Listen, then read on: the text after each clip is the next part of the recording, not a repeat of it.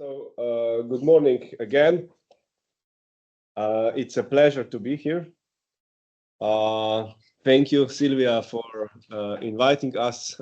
Thank you for organizing everything. Yesterday, we heard about the intramuscular decomposition with the template matching. And throughout this day, we will talk about a bit different approach, about blind source separation. But since we covered this topic quite extensively in previous workshops, we will focus today on a very specific aspect of a blind source separation algorithm. And this is how to read the results of the decomposition, how to read the pulse trains that are generated by the decomposition. So we prepared different scenarios.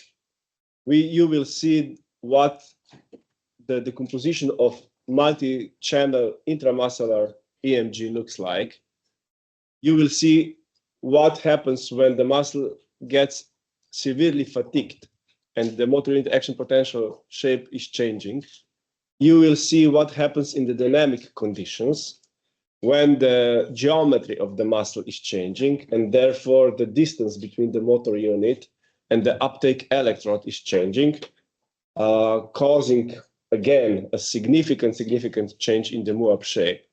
So different things happen in the pulse trains, in the trains that determine the firing or discharge pattern of the motor unit. And you need to be aware of how the things get demonstrated in the spike trains. Why? Because after automatic decomposition, your job is to inspect the decomposition results and to edit the decomposition results. For the time being, we don't have artificial intelligence which would automatically edit the decomposition results, because editing depends very heavily on the experimental protocol, on the background knowledge that you have about the condition that you are recording and decomposing. It may be that in the future, this step will be replaced by the artificial intelligence, but we first need to generate a very accurate database. And there are many skeletal muscles and there are many pathologies. So there is a huge work to be done before we can trust AI. And even if we assume that we have AI solution, we will still need to judge how good it did the job. Okay? So throughout the day, we will try to show you different cases of the pulse trains. We will show you how the different phenomena demonstrate in the pulse train, and you will be guided throughout different cases in the hands-on session. We simulated fatiguing conditions, we simulated the dynamic conditions. We will provide you with the signals. We will provide you with the news tool where you can upload, where you can load the signals and edit the signals, and we will walk you through step by step. Okay, this is the agenda of today's talk, and I should probably, how do you move forward? Here, okay. So I will start. Then after 45 minutes, it will be a short break. Nina will continue, then it will be a coffee break. Martin will tell you about the dynamic contractions. And after the lunch, Nina and Leon will lead the hands-on training on the signals that we will provide you. Again, the links to the materials will be provided in the chat of the MS Teams. And later on, we will organize, compile everything and publish on the web page of the workshop. Okay, so let us start. Motor units can fire or discharge in a very different manner. Typically, if the muscle is not fatigued, you will see the asynchronous activity of motor units. And this asynchronous activity of motor units creates the illusion of smooth contraction. Okay, if we get tired, the motor unit firings get synchronized, and this is demonstrated in the form of tremor. There is a physiological tremor and there is pathological tremor. Okay, so in a healthy, unfatigued muscle, you will see asynchronous firing. In pathologies, this will be changed completely. And in elicited contractions, when there is external stimuli that causes the contraction of the muscle, the motor units will synchronize extensively.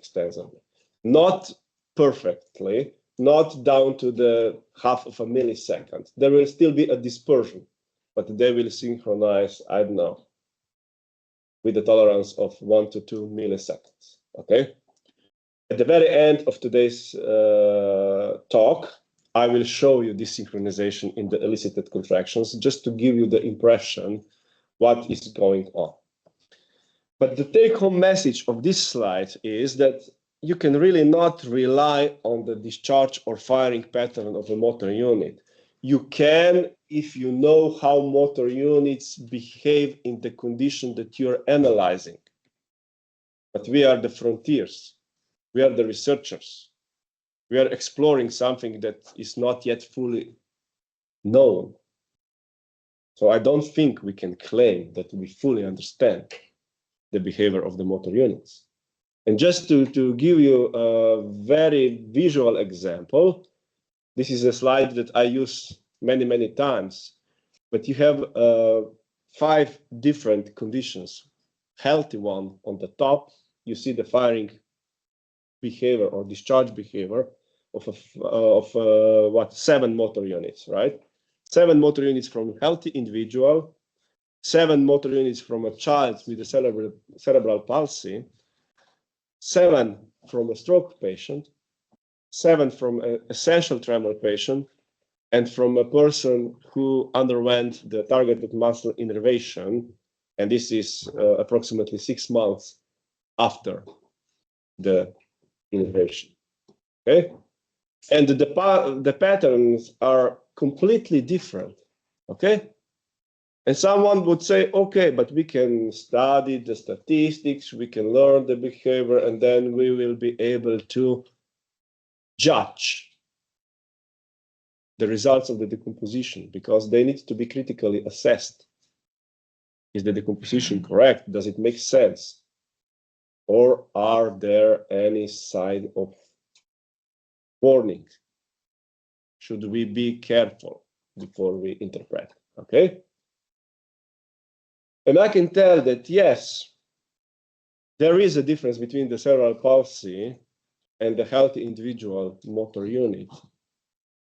But I can also tell that if you get a motor unit on the edge of the recruitment, so that if the motor unit, due to the exerted force, is recruited and de-recruited and recruited and de-recruited and recruited and de-recruited, then even in the healthy muscle, you will see very, very, very strange firing pattern. Okay? And editing, reading the decomposition results, means that you are able to interpret what is going on, and then you are able to test that this is really going on in the signal. Okay, that's the goal. And the models behind it, or the process, the mixing process behind the discharge patterns, is fairly complex. There are multiple levels where the information gets mixed, and we don't fully understand these levels yet. Okay, these are all levels before the brain. So we left the brain completely out of the mixing processes described. But you have these primitives that come down the spine and elicit the motor neuron pulse. And then the motor neuron pulse may or may not transfer the information directly to the motor units, depending on the pathology. If you have a pathology that affects the synapses, the neuromuscular junction, then this connection between the activity of the motor neuron and the activity of the motor unit will not be one-to-one, okay? Then different muscles lie close to each other and they cause so-called muscular crosstalk, okay? You will hear a lot about crosstalk today, but you need to differentiate between the two different crosstalks. One is crosstalk on the level of muscles, so muscle A contributing to the recordings of the muscle B, okay? And the other is the crosstalk from motor units, because we will be talking about the decomposition of the motor units, identification of the motor units. When you identify motor unit 1, you can see small contributions from motor unit 2. And this is the crosstalk on the level of motor units, okay? For the most of the time, when we will be talking about crosstalk today, we will be talking about the motor unit crosstalk, not the muscular crosstalk, okay? So be careful. And if you are not sure, of course, ask questions. Yesterday it was about intramuscular. Today is a mixture of intramuscular and surface. Oh yeah, I forgot. Next to the supraspinal excitation, you have afferent feedback loops, right? And you have a nonlinearities. You have persistent inward currents, and you have different kinds of inhibition. And they are playing with these excitation patterns. And all this will be demonstrated in the discharge pattern of the motor units. And you will need to take this into account when judging whether the decomposition is correct or there is something suspicious about the decomposition. But at the end of the day, it doesn't matter whether you have an intramuscular or surface recordings. The physiology is the same, right? The methodology of acquisition is different, but the phenomenon that we are investigating is essentially the same, okay? And luckily, the algorithms that were developed for the decomposition of the multi-channel surface EMG can readily be applied to the multi-channel intramuscular EMG, okay? This is a bit different than the EMG lab that we saw yesterday, because EMG lab, in essence, was designed for 1-channel, 2-channel, maybe 3-channel EMG. And it is based on the template matching, while blind source separation techniques are based on so-called motor unit filters. And what we will try to do today is to show you the connection between the templates in the template matching decomposition and the motor unit filters, because there is a very nice connection, okay? So we will be playing with different parameters, going back and forward the templates. We will start the journey with the simplest contractions, isometric, non-fatiguing contractions, okay?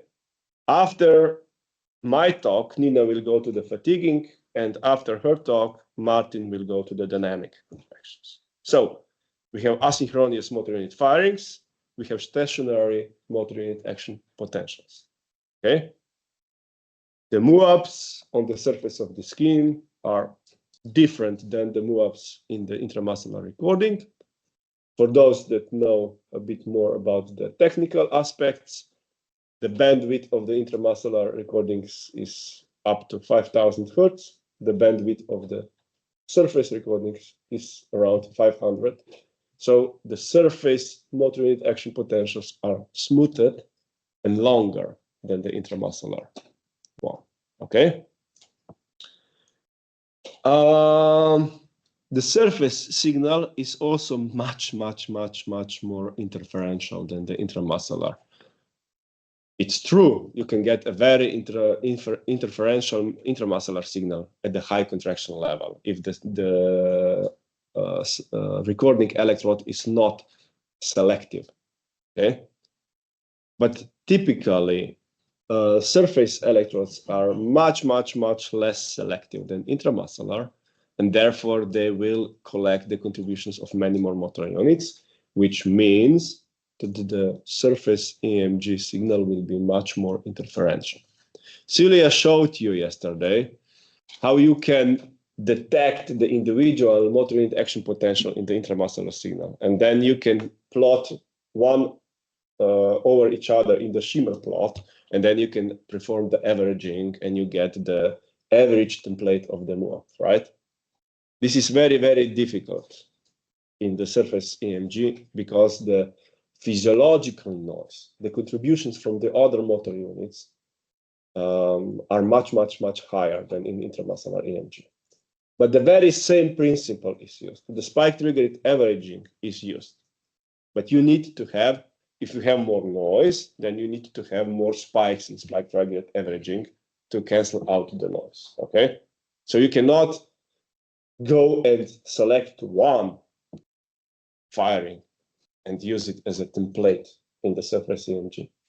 You need to find a different approach how to identify the I don't know, 20, 30, 40 firings in order to make the spike-triggered averaging efficient enough, okay? This is the essential difference. This slide is also very nice to explain why we decompose at all. It shows you that the different motor units contribute with the different amplitudes to the surface EMG. And surface EMG or intramuscular EMG is by default biased towards the motor units that are close to the recording electrodes, okay? So we always see the biased image. Over the last 2 decades, different groups developed different approaches to the decomposition of surface EMG. Lately, we have been working on so-called pipelines, which are basically sequence of steps that the computer or the human operator needs to take in order to come from the recorded signal to the discharge pattern of motor units.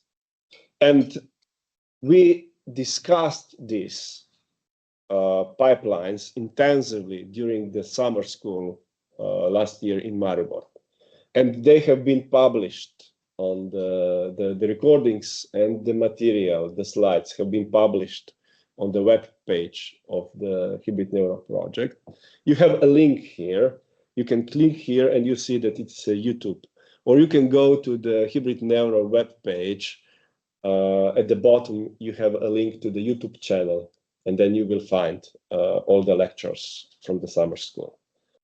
I'm trying to say that today we will not go into the details of the pipelines. Today is about reading the spike or pulse trains, better to say, okay?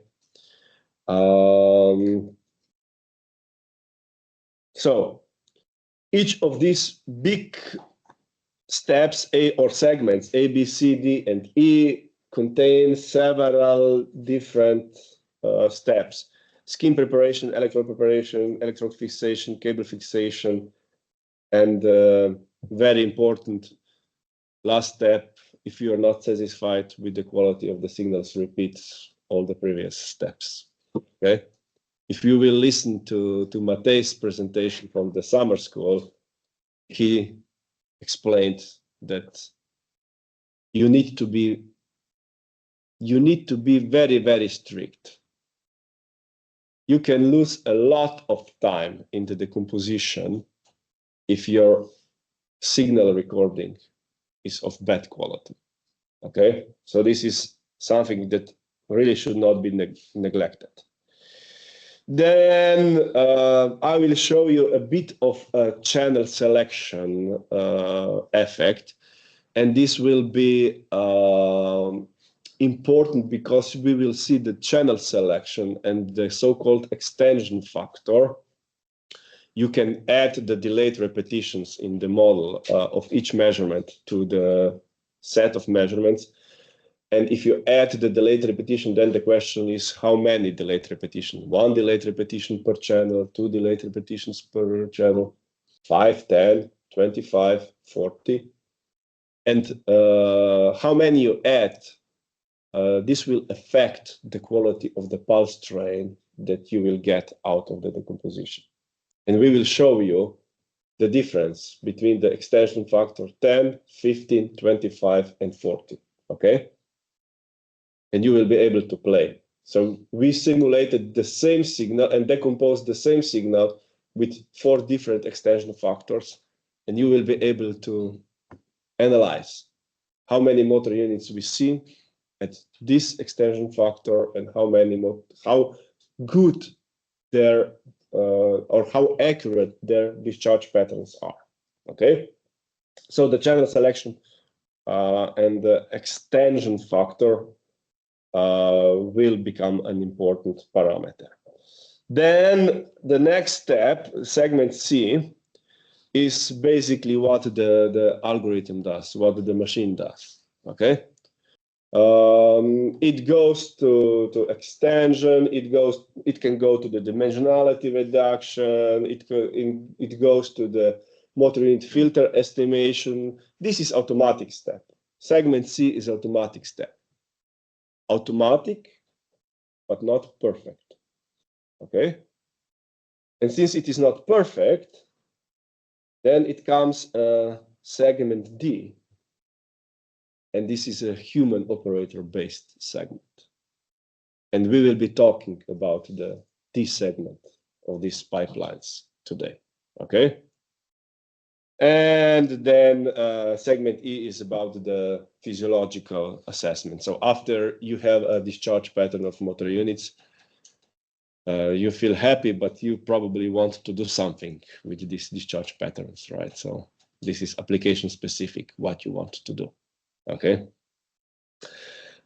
Segment C, it will be important to understand it a bit because, as I told you, we will go and study the changes in the spike trains, in the pulse trains, that will depend on the parameters of the segment C. And basically, you need to understand that motor unit filter estimation is iterative procedure. It is a sequential iterative procedure. Sequential because we go one motor unit at a time. Motor unit 1, and then motor unit 2, and then motor unit 3, okay? So we think sequentially in the order of the motor units. And iterative because the algorithm tries to optimize the motor unit filter in iterations. So you have external loop, which is here. You don't see it, right? External loop, external arrows, and internal arrow. So external one is sequence, and the internal ones is iteration due to optimization, okay? How does this look? In the first iteration, we get maybe one and many small spikes, many small pulses, right? One big pulse where there should be a motor unit discharge, and all the rest is very difficult to see. But then the algorithm optimizes the sparseness and so on. We figured out over the last 2 decades how to perform the optimization. And after, I don't know, 20, 40, 60 iterations, you will see other pulse appearing in the pulse train. You will also see the baseline jittering, which will be important when judging the crosstalk or the influence of the instrumental and physiological noise, okay? By physiological noise, we refer to the crosstalk activity of other motor units. By instrumental noise, everything else, right? Not to complicate too much, okay? And then we showed that if you calculate the energy ratio between the pulses and the baseline jittering, you define so-called pulse-to-noise ratio. And pulse-to-noise ratio is from a family of signal-to-noise ratio. So it tells you where you are, but it doesn't define exactly the accuracy. The higher the pulse-to-noise ratio, the higher the accuracy. But you cannot say 31.3 decibels equals 97.3% in accuracy. Okay? It's a statistical measure. Okay? You see these statistical trends in these plots of sensitivity and the false alarm rate. So you have a dispersion of values, but the trend is visible. And the trend between the pulse to noise ratio and the accuracy has been confirmed in many publications that we did in the last 10 years. Okay? It always comes back. So pulse to noise ratio is helping us, but you cannot fully trust pulse to noise ratio. And Nina will explain you why this is the case. Okay? You need to be aware of properties. A car is a nice transportation tool, but you need to know how to drive it. Okay? If you don't, I suggest you walk. Okay? Another point, which is very important, and I already started explaining it, is that there is an extension factor, which basically means how many channels you will use when trying to estimate the spike trains, the pulse trains, right? And we have been struggling how to explain this motor unit filter. And lately we are trying to explain this from the perspective of the special filters, right? You probably all know what a Laplacian filter is. And if you apply the Laplacian filter to the EMG signal, then you get a bit more sparse. You see it in the time series under the Laplacian time series, the result of the application of the Laplacian filter. The time series is more sparse, but this is not near to the spike train or the pulse train of a motor unit, right? But you can build more complex special filters, like filter 1 and filter 2 in this slide. And we see that filter 2 is already, well, good enough to tell something about the firing pattern of the motor unit that we are trying to identify. But you can extend also in the temporal direction. So not only this one is taking all the channels at the same sample into account, but you can say also, okay, channel 1 at the second sample, or the channel 1 at the third sample. So you can go into the history, right? And then you build spatiotemporal filters. And basically, motor unit filter is a spatiotemporal filter. And extension factor tells you how many samples back you went when calculating the motor unit filter. Okay? So when we will compare 10, 15, 25, and 40, we will basically compare different sizes of motor unit filters. Okay? There has been a convolutive model that has been described. You can study it. It's nice if you understand, but convolutive model can also be expressed in the matrix form. And now this is important. Look, in the matrix form, T represents the spike trains, the pulse trains. This is what we are after. H is a mixing matrix that stores the MUAP shapes. Okay? This is a one motor unit. This is the second motor unit. As many channels as we have. And there is a temporal support with which the MUAPs get stored in the mixing matrix H. When you're changing the extension factor, basically you are changing this temporal support.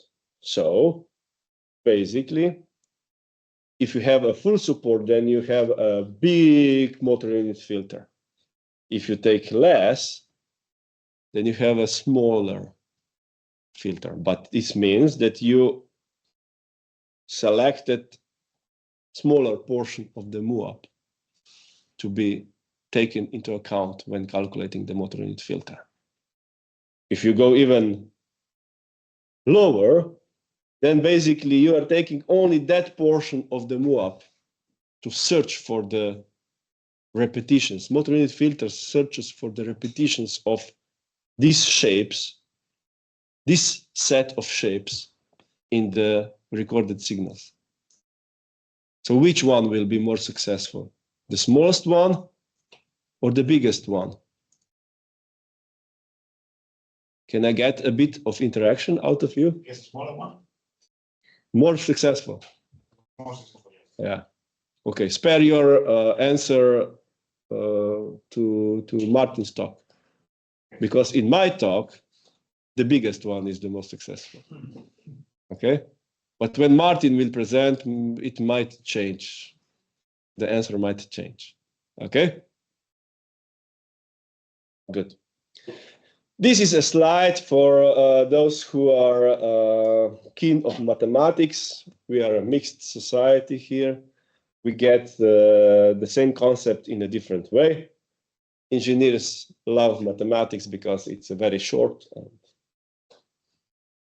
and yeah, basically very short, right? Because we are lazy, basically because it's short. And all the others have problems with the syntax and love a bit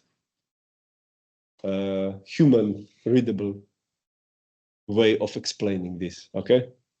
So, but basically, when you apply the motor unit, this is a mathematics behind the application of the motor unit filter. Basically, what you do is compensate the MUAP shapes. You see these H matrices are being cancelled out mathematically. So this one cancels out this one, and this one cancels out this one. So the MUAPs disappear. But the extension factor will have an effect on how good this compensation of the MUAPs is. Okay? I will stop here. I will gladly discuss with anyone further on the mathematics, but I think we are not about the mathematics here. Sorry, I'm jumping up and down. PowerPoint complains about my slides. This slide is again a reminder that it is a sequential procedure, right? When you will be dealing with the spike trains today, with the pulse trains today in the CKC inspector, separate window of the Muse tool, you will see one motor unit at the time, okay? And then this one is just to answer those who are curious. Okay, if the extension factor that we will dedicate our entire day today is so important, what would the specific channel selection do? And we did that, right? We did analysis of whether or not excluding some channel or including some channel makes a difference when it comes to the quality of the decomposition, right? And basically, it's a very simple procedure. You take all possible channels, delayed or not, and then you calculate the filter, apply the filter, get the pulse train, and estimate the quality of the pulse train. If you do this on a very small filter, then you get this yellow pulse train, which is quite bad.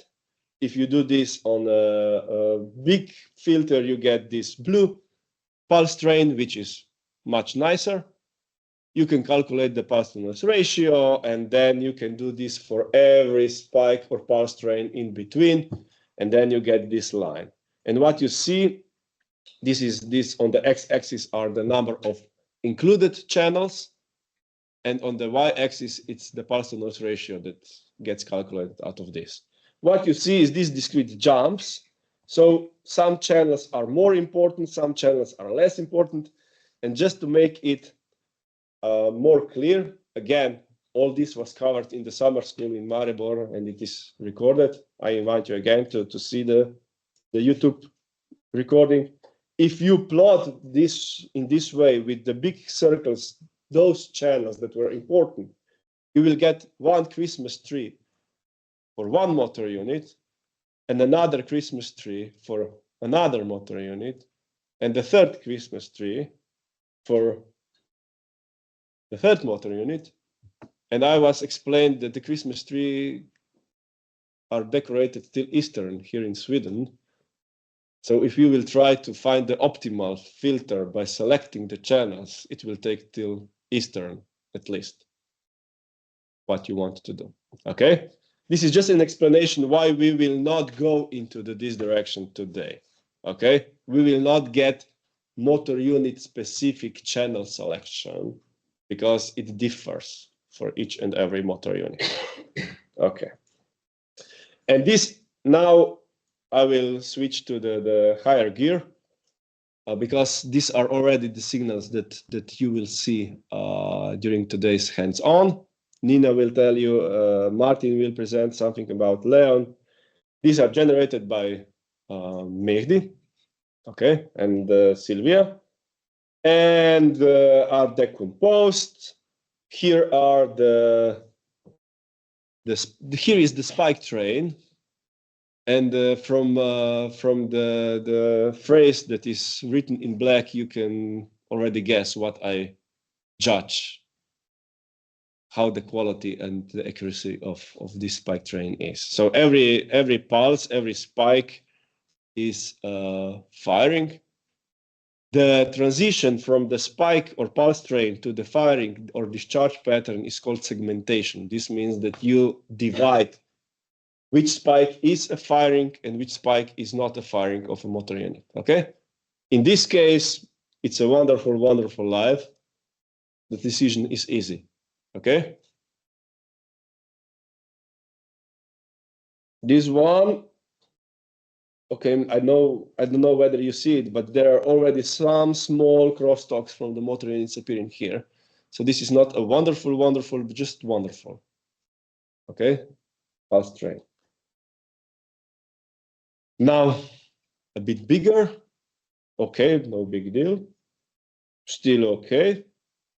You can observe that probably you see that in this plot there is a bit thicker lower portion, right? And then this still okay, right? But the trend is not optimistic, right? If I continue in this way, we will get more and more in trouble, right? And the idea of today's hands-on is to teach you when to jump off, when to say enough. I'm not doing this motor unit, because even if I spend till Eastern time, I will get very, very, very questionable accuracy. Okay, this is the idea. Why does this crosstalk happen? These are MUAPs estimated by the spike triggered averaging, because these estimates created by the spike triggered averaging are what goes into the motor unit filter. You don't know the true MUAP shape, right? If you would know the true MUAP shape, then you could use it as to construct the motor unit filter, but you don't. The whole point is to identify the shape that was there, or the firing pattern. And if you pay attention to these two motor units, and you zoom in these two motor units, and then you plot a shimmer plot, so one over the other, you will see that they have something in common. And now, if you now imagine that you take only the central portion of that and use it as a filter, then both filters of the blue and the yellow motor units will be similar, and therefore you will see the crosstalk of one motor unit in the spike train, pulse train of the other. Okay? And this is what happens. And then you can say, okay, what if I use small motor unit filter? Then I will get 25 motor units. This is mainly due to the fact that Mehdi did a very good job when simulating very nice signals, right? Experimental conditions can be less nice than Mehdi's. So, I don't know. But if you decompose, okay, this is a homework. you will tell me by the end of the day what I plotted here with the gray line. Is this a force, torque, or excitation level, simulated excitation level? At the end of the day, I will tell the answer.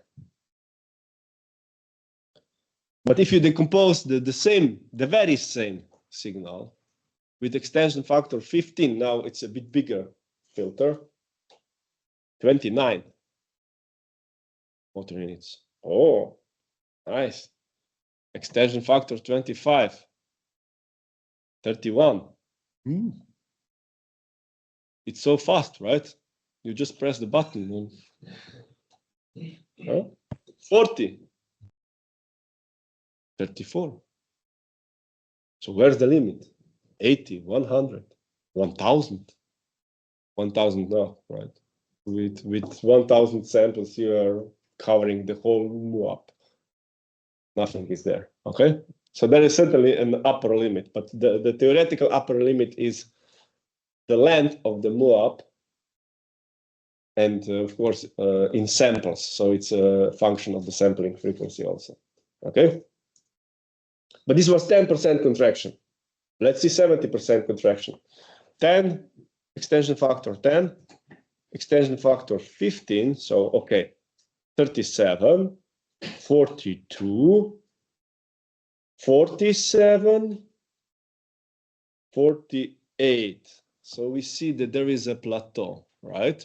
From 25 to 40, there was one additional motor. Okay? So there is a plateau. This gives you, and there is a reason why we stopped at 40, and you will understand this reason after Nina's lecture and after Martin's lecture. There is another homework out of this graph. Can you tell me anything about the bias of the decomposition towards high threshold motor units? Because there is one, and you can see it very clearly. Really? Well, I see there's a gap there. They're all denser here towards the end. Yeah, because the firing frequency is increasing, but the firing frequency is not what tells you about the bias. Oh, interesting. Okay. Again, I will wait. I have been teaching for enough years to know that you should not provide the answer immediately if you want to. They're biased towards high threshold motor units. So I will tell you, but later on. There is also a price to pay in the memory consumption and in the processing time, and it's quadratic. But it's computer time, right? If you make the boss buy a big computer, then problem solved, right? Okay. Okay. Well, I'm a bit late behind the schedule, so and I'm a full professor, so I can avoid difficult topics. And the difficult topics, give me a few minutes more, Sylvia, please. The difficult topics will be explained by my students, okay? So I just owe you elicited contractions. Look, in the elicited contraction, I usually use this slide. Each and every dot here represents a firing of motor unit. These are simulated conditions. We all will use quite extensively simulation throughout the day, because then you see the ground truth, okay? And then you are able to see where you stand. You will be given the scripts that will evaluate how good you are in editing. And if you are not good in editing, then there is no lunch today. Joke. Editing is after lunch. Editing is after lunch, yeah. So there is an asynchronous activity, and this is a synchronous activity that I was talking about, okay? This is an interferential pattern that is created by asynchronous activity, and this is the muscle action potential that is created, or MAP, that is created by the synchronous activity of the motor unit. You can still decompose you can apply the same algorithms in a bit different way, and you end up with the same problem of editing the discharge patterns. But editing of the elicited contractions is much, much more challenging than editing of the voluntary contractions. Why? Because the firing pattern is synchronous and everything is dense. Okay? So you can do it. This is because I'm running out of the time. It has been published. We discussed these elicited contractions in the summer school. Basically, you can decompose. But we are very slow when claiming whether the problem has been solved or not. The answer to the question, problem solved or not, lies in ability of reading the pulse trains. Today you will learn in the voluntary contractions, and I guess we can do the elicited in the final workshop, which will be in Maribor in the end of December. So this is just a advertisement and statement that, yeah, after completing today's session, you will still have something to learn. Okay? Okay. Since we are running out of time, let me just jump to the final slide, just to illustrate how nature is interesting and how we are challenged by nature every day. In voluntary contractions, we never thought of delay due to the conduction velocity. Basically, when you record the EMG signal, you record it when the action potential is traveling under the uptake recording electrode. And there is a delay due to the limited conduction velocity, during the limited propagation velocity of the action potential from the innervation zone to the electrode, right? Maybe there is, I don't know, the nearest electrode in the high density EMG is, I don't know, 3-4 millimeters away from the innervation zone. And of course, the propagation needs time. So action potential needs time, okay? And in the voluntary contraction, this is usually neglected. There, if you calculate it, if action potential travels 4 meters per second, this means 4 millimeters per millisecond. So this means half a millisecond to 1 millisecond of the delay before you detect the firing of the motor unit. In voluntary contractions, this is usually neglected. But in elicited contractions, you have a dispersion of the innervation zone, you have dispersion of the conduction velocity, and you are studying the synchronization of the motor units. The very fact that you have a different conduction velocity, the very fact that you have the dispersion of the innervation zone will reflect in the dispersion of the firing patterns that you detect.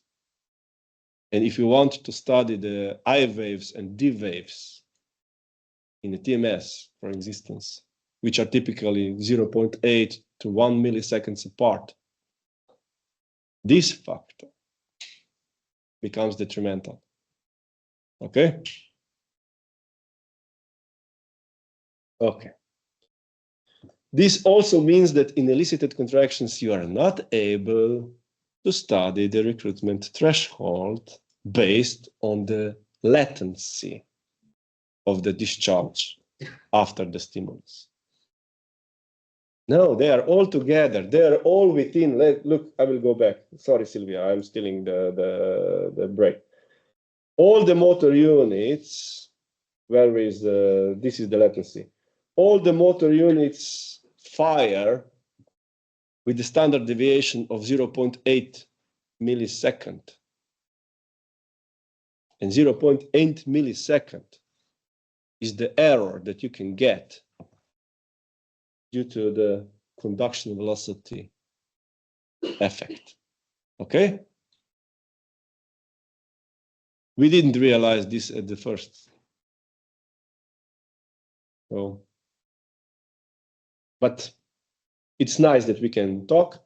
You can still determine the recruitment threshold, but you need to do it in a different way. You need to ask whether motor unit was active at a certain excitation level or was not active. This is the way how to determine the recruitment threshold, not the latency. Okay? In conclusion, there is a lot of information in the spike train. And hopefully you will learn how to recognize different things. I showed you the effect of the extension factor very, very briefly. Nina will show you the effect of fatigue. Martin will show you the effect of the dynamic changes. And then during the hands-on session, you will be able to load. You will get all the signals to work home if you want. And you will get the scripts that will evaluate how good your editing is. And then practice, practice, practice, so that next time you can teach me how to read the pulse trains in your very application. I thank you very much for your attention.